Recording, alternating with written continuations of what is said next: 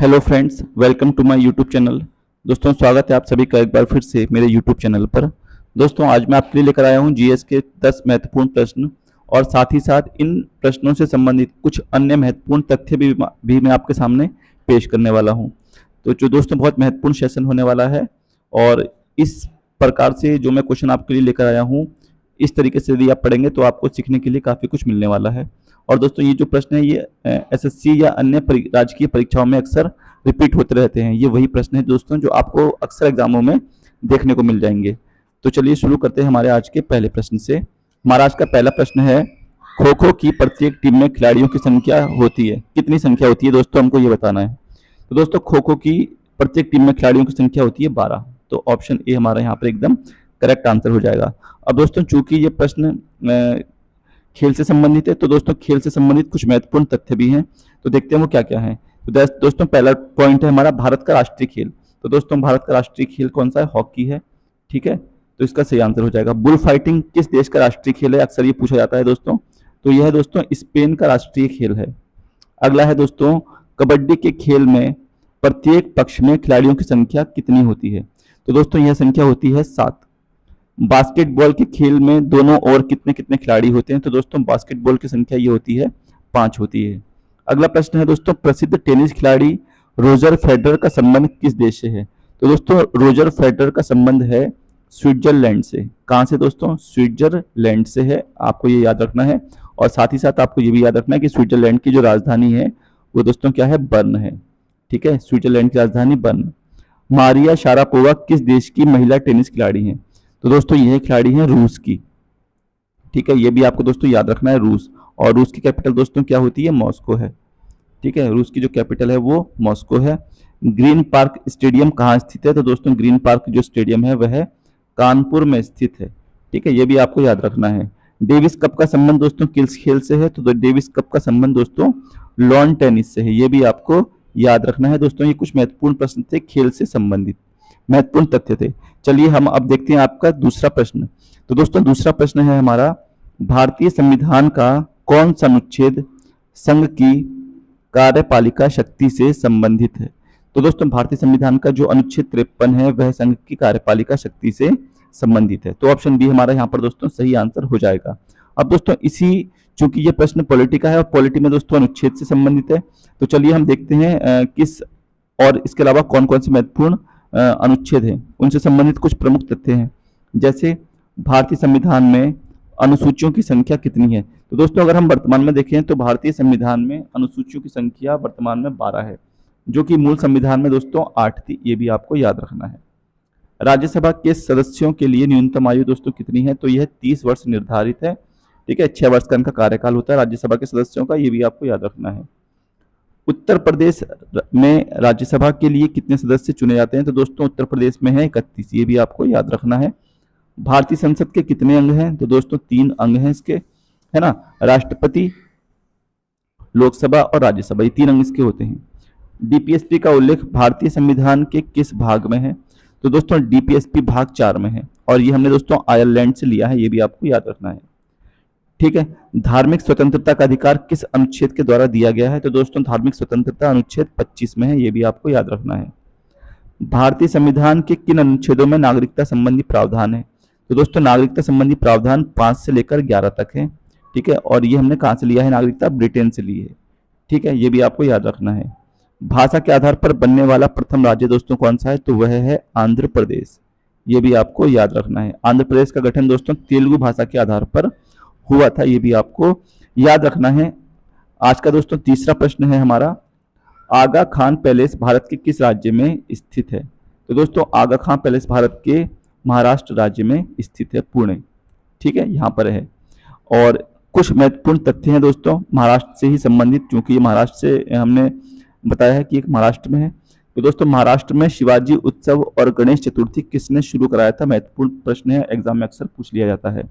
तो दोस्तों यह कराया था बाल गंगाधर तिलक ने, याद रखना है आपको, बाल गंगाधर तिलक। ठीक है, चलिए अगला है बीबी का मकबरा कहाँ स्थित है? तो दोस्तों बीबी का मकबरा भी दोस्तों कहाँ स्थित है? औरंगाबाद में स्थित है।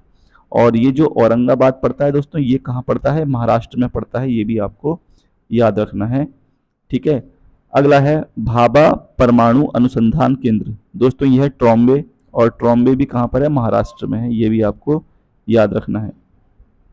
ठीक है, कहाँ पर है दोस्तों? ट्रॉम्बे। चलिए अगला देखते हैं, भीमराव अंबेडकर जी का समाधि स्थल। दोस्तों भीमराव अंबेडकर जी का समाधि स्थल है चैत्य भूमि।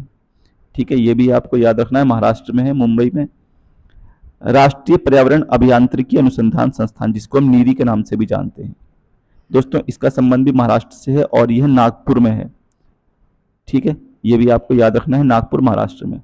एलिफेंटा की गुफाएं दोस्तों मुंबई में है, महत्वपूर्ण है, पूछा जाता है परीक्षा में, मुंबई में है। अजंता और एलोरा की गुफाएं दोस्तों औरंगाबाद महाराष्ट्र में है, ये भी आपको याद रखना है। आरबीआई का मुख्यालय दोस्तों मुंबई में है। ठीक है, ये भी आपको याद रखना है, आरबीआई का मुख्यालय मुंबई में। चलिए क्वेश्चन नंबर दोस्तों 4 है आज का, विश्व तंबाकू निषेध दिवस प्रत्येक वर्ष किस तिथि को मनाया जाता है? दोस्तों तंबाकू, नो टोबैको डे जिसको हम बोलते हैं, no tobacco day, no tobacco day दोस्तों ये प्रत्येक वर्ष 31 मई को मनाया जाता है। ऑप्शन ए इसका सही आंसर हो जाएगा। अब चूंकि दोस्तों ये दिवस से संबंधित प्रश्न है, तो इसलिए मैंने कुछ महत्वपूर्ण दिवस दिए हैं। ठीक है, और देखते हैं कि किस दिवस को हम किस तिथि को सेलिब्रेट करते हैं, मनाते हैं। तो जैसे राष्ट्रीय विज्ञान दिवस है दोस्तों, राष्ट्रीय विज्ञान दिवस मनाया जाता है 28 फरवरी को, ये आपको याद रखना है। राष्ट्रीय खेल दिवस दोस्तों 29 अगस्त को मनाते हैं। ठीक है, राष्ट्रीय किसान दिवस ये 23 दिसंबर को मनाया जाता है। राष्ट्रीय विधि दिवस या इसको संविधान दिवस भी बोलते हैं दोस्तों, 26 नवंबर को मनाया जाता है। राष्ट्रीय मतदाता दिवस महत्वपूर्ण है दोस्तों, 25 जनवरी को मनाया जाता है। ठीक है, राष्ट्रीय मतदाता दिवस। राष्ट्रीय हिंदी दिवस है दोस्तों, यह 14 सितंबर को मनाते हैं। राष्ट्रीय वन महोत्सव दिवस दोस्तों यह 1 जुलाई को सेलिब्रेट किया जाता है। और राष्ट्रीय हथकरघा दिवस यह दोस्तों 7 अगस्त को मनाते हैं। ठीक है, तो दोस्तों ये कुछ महत्वपूर्ण दिवस थे। चलिए अगला क्वेश्चन नंबर 5 देखते हैं आज का, निम्नलिखित में से कौन 2 ओलंपिक पदक जीतने वाली पहली भारतीय महिला बन गई हैं? तो दोस्तों 2 ओलंपिक पदक जीतने वाली पहली भारतीय महिला बनी थी पीवी सिंधु। ऑप्शन बी हमारा यहाँ पर एकदम सही आंसर हो जाएगा। अब दोस्तों चूंकि प्रश्न खेल का है, तो खेल से ही संबंधित कुछ महत्वपूर्ण तथ्य भी हैं, चलिए उन्हें देखते हैं वो क्या क्या है। तो जैसे ओलंपिक बैडमिंटन में रजत पदक जीतने वाली प्रथम महिला दोस्तों यह कौन है? तो दोस्तों यह आपकी है पीवी सिंधु। ठीक है, ये याद रखेंगे नाम, पीवी सिंधु, यही रजत पदक जीतने वाली पहली भारतीय महिला है ओलंपिक बैडमिंटन में। ओलंपिक में कोई भी पदक जीतने वाली प्रथम महिला, तो दोस्तों यह है कर्णम मल्लेश्वरी। ठीक है, यह भी आपको याद रखना है, कर्णम मल्लेश्वरी। अगला है भारत में प्रथम महिला राष्ट्रपति, तो दोस्तों ये पता ही होगा आपको, प्रतिभा देवी सिंह पाटिल हैं, और यह 2007 से 2012 के बीच में इनका कार्यकाल रहा था। प्रथम महिला कांग्रेस अध्यक्ष दोस्तों यह डॉक्टर एनी बेसेंट है, आयरलैंड की हैं। ठीक है, एनी बेसेंट, आयरिश लेडी के नाम से दोस्तों इनको हम जानते हैं, आयरलैंड की महिला हैं ये। इंग्लिश चैनल पार करने वाली प्रथम महिला, तो दोस्तों यह है आरती साहा, ये भी आपको याद रखना है, इंग्लिश चैनल पार करने वाली प्रथम महिला कौन है? आरती साहा। मिस यूनिवर्स बनने वाली प्रथम महिला दोस्तों महत्वपूर्ण है सुष्मिता सेन। दोस्तों एक बात का याद रखना, मिस यूनिवर्स पूछा है, ठीक है, मिस यूनिवर्स कौन बनी थी सबसे पहली? सुष्मिता सेन। और मिस वर्ल्ड की यदि हम बात करें तो दोस्तों मिस वर्ल्ड बनी है कुमारी रीता फारिया, ये भी आपको याद रखना है। एवरेस्ट पर लगातार 2 बार चढ़ने वाली प्रथम महिला, तो दोस्तों यह है संतोष यादव।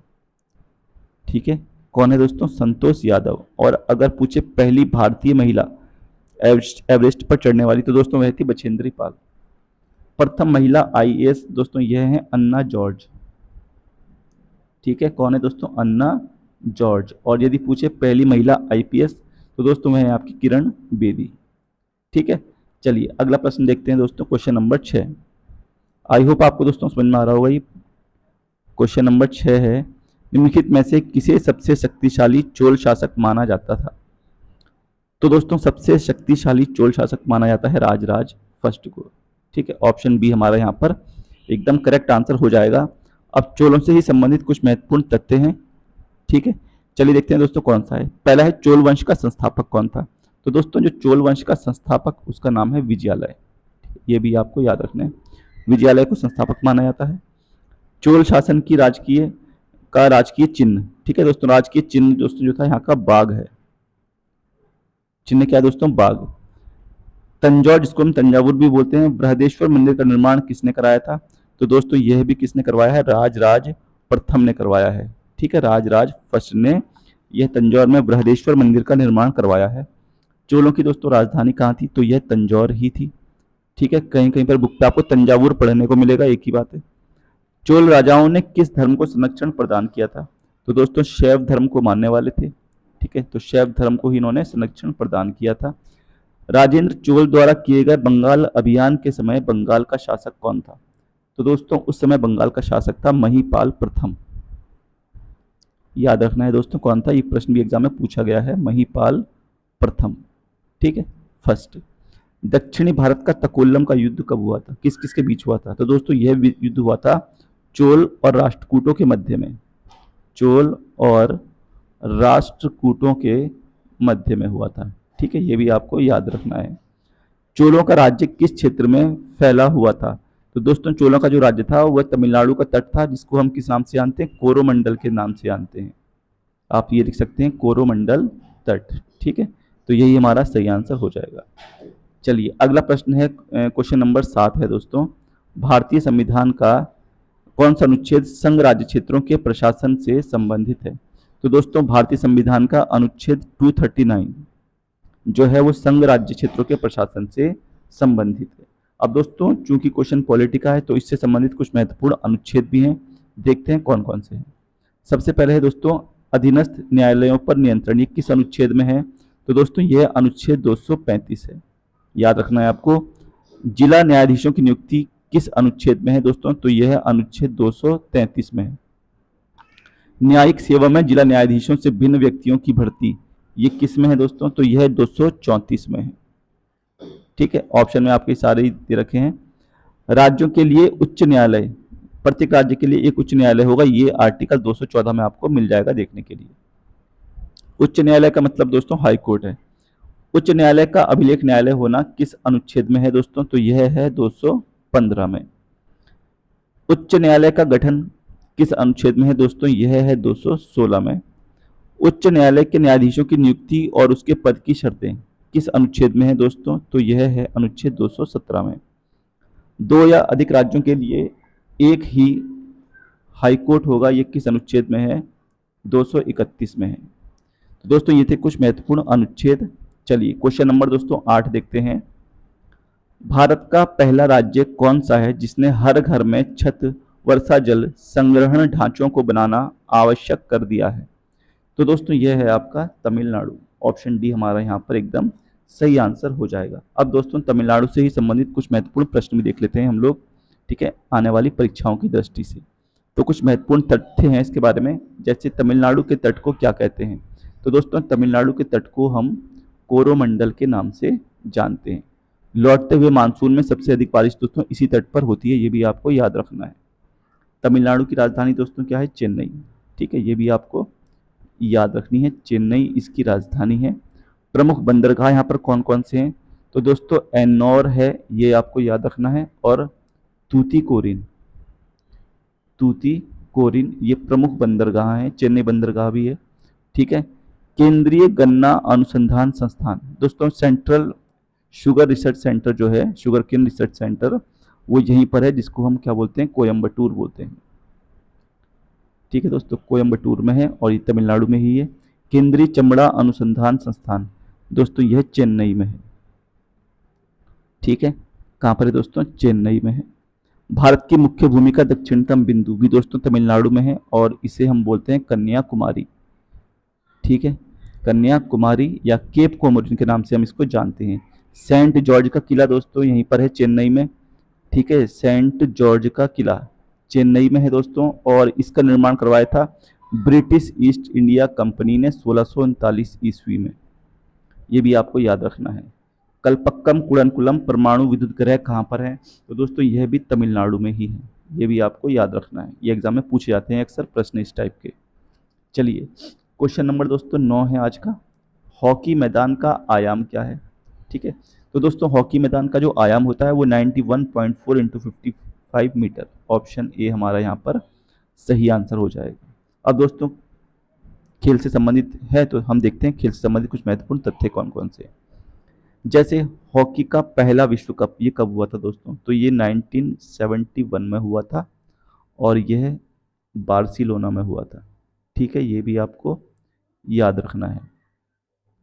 हॉकी से संबंधित प्रमुख ट्रॉफियां कौन कौन सी हैं, तो दोस्तों आगा खां कप है, ये आपको याद रखना है।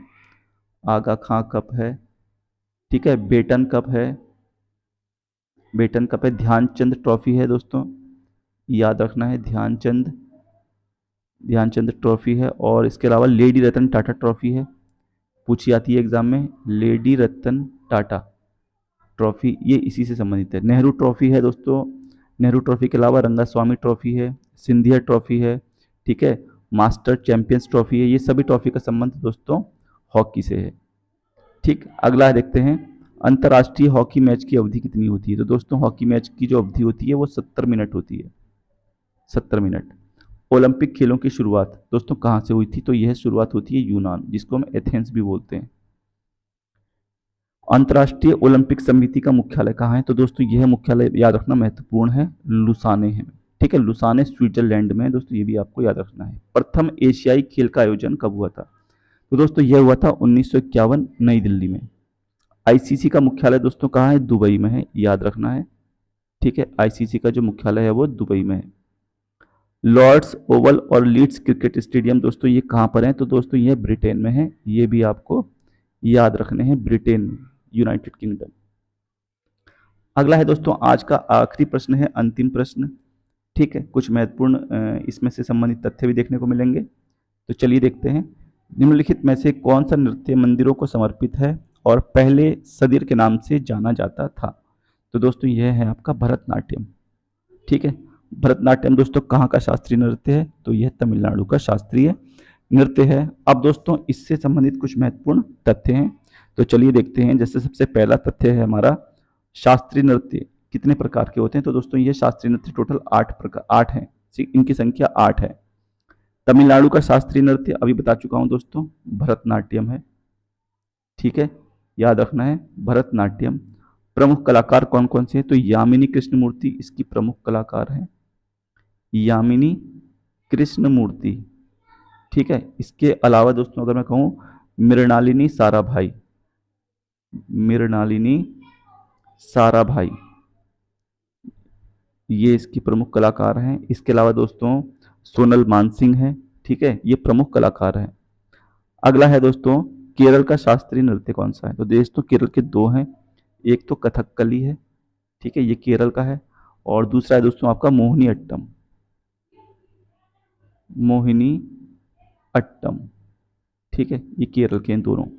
आंध्र प्रदेश का शास्त्रीय नृत्य दोस्तों कुचिपुड़ी है, ये आपको याद रखना है, कुचिपुड़ी। उड़ीसा का शास्त्रीय नृत्य दोस्तों ओडिसी है, ठीक है, उड़ीसा का शास्त्रीय नृत्य कौन सा है दोस्तों, ओडिसी। और मणिपुर का शास्त्रीय नृत्य दोस्तों मणिपुरी है। ठीक है, असम का शास्त्रीय नृत्य दोस्तों क्या है, सत्रिया है, ये याद रखना है आपको, सत्रिया कहाँ का है, असम का है। और उत्तर भारत का शास्त्रीय नृत्य या फिर ये कह लें उत्तर प्रदेश का, तो दोस्तों वह कथक है। ठीक, ये पूरे उत्तर भारत का है। ठीक, तो ये थे दोस्तों कुछ महत्वपूर्ण टॉप 10 क्वेश्चन थे आज के, और उम्मीद है आपको पसंद आए होंगे। यदि वीडियो आपको पसंद आए और आप ऐसी वीडियो देखना चाहते हैं तो कमेंट्स में बताएं, वीडियो को लाइक और शेयर जरूर करें। धन्यवाद, जय हिंद।